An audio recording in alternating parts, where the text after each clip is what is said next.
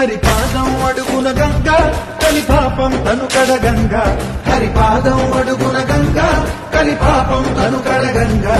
వ్యాసం ఇతిహాసం ఆ వ్యాసుడు ప్రవచించంగా కంఠం గణపతిదై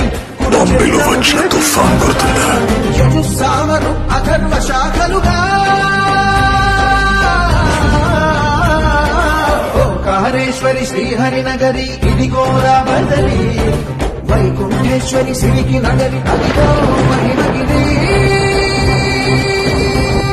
ఈ కొండపై పాకండగా ఆ విష్ణు పాదమే వెలసి వేదాలనే విభజించిన శ్రీ వ్యాసపీఠమై విరిసి